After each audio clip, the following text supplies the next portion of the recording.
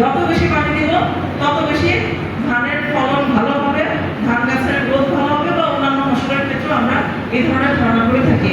কিন্তু এটা মোটেও সঠিক ধারণা না।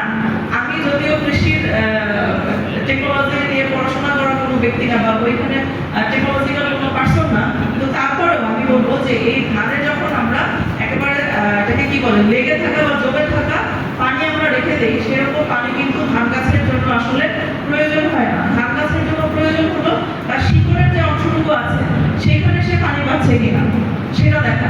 কিন্তু আমরা কৃষকরা কি করি, ধান খেতে যাই, গিয়ে চোখে দেখি যে এখানে কি হাত পানি আছে না এই মানে ইয়ে পর্যন্ত পানি আছে, সেটা আমরা দেখি না। যে ক্ষেতের মধ্যে পানি কতটুকু দেখা যায়, এখানেও কিন্তু একটা প্রযুক্তি আছে যার মাধ্যমে আমরা বলতে পারি যে এই গাছটার জন্য বা আমার এই ক্ষেতের জন্য কতটুকু পানি লাগবে। সেটাও আমি আশা করবো যে আমাদের যারা কৃষি নিয়ে আমাদের মাঠ পর্যায়ে কাজ করছেন তারা এই বিষয়গুলো কৃষকদেরকে সচেতন করবেন। কারণ মাটির পাশাপাশি পানিও কিন্তু আমাদের একটা মূল্যবান সম্পদ। দেখেন আপনারা যখন ওভার পানি দেন, মানে বেশি পরিমাণে পানি দিচ্ছেন, সেই পানিটা কিসের উপরে প্রভাব ফেলে? আমাদের পানির সোর্সের উপরে, আমাদের কি পরিমাণ পানি আছে সেটার উপরে প্রভাব ফেলে। এবং অধিকাংশ ক্ষেত্রে এই পানিটা আমরা মোটরের সাহায্যে, পাম্পের সাহায্যে দিই, তাই না?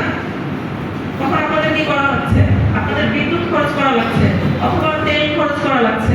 তাহলে আপনি দেখেন যখন আপনি একটা জিনিসের অপচয় করছেন, সেই অপচয়টা আরো কোথায় কোথায় গিয়ে আপনাকে ক্ষতিগ্রস্ত করছে, আর কোন কোন জিনিসের উপরে প্রভাব ফেলছে। অতিরিক্ত পানি দেওয়ার জন্য আপনার বিদ্যুৎ খরচ বেশি হচ্ছে, বিদ্যুৎ খরচ বেশি হওয়া মানে আপনার বিদ্যুৎ বিল বেশি আসছে, অথবা আপনি বিদ্যুৎ ব্যবহার না করলে আপনি যদি তেলের মাধ্যমে পাম্প চালান তাহলে সেখানে তেল খরচটা বেশি আসছে। পাশাপাশি আরেকটা বিষয় হচ্ছে ধান খেতে যে আমরা সার দিয়ে থাকি, যখন আমাদের এই বেশি পরিমাণ পানি আমরা ব্যবহার করি তখন কিন্তু ওই সারের যে গুণাগুণ থাকে সেটা ডেটোরিয়েট করে, ওটা মাটির সাথে নিচে চলে যায়। অর্থাৎ তার যে শেকড় দিয়ে জিনিসটা গাছে উঠবে সেটা না হয়ে সেটা আরো দ্রবীভূত হয়ে যায় বা সেটা আসলে বাতাসের সাথে উড়ে চলে যায়। তো আমাদের এটা মনে রাখতে হবে যেটা যতটুকু প্রয়োজন আমাকে ততটুকু পরিমাণ দিতে হবে। আমার বীজটা আমাকে ভালোভাবে সংরক্ষণ করতে হবে, আমার মাটিটা যাতে ভালো কন্ডিশনে থাকে, ভালোভাবে থাকে সেটা দেখতে হবে।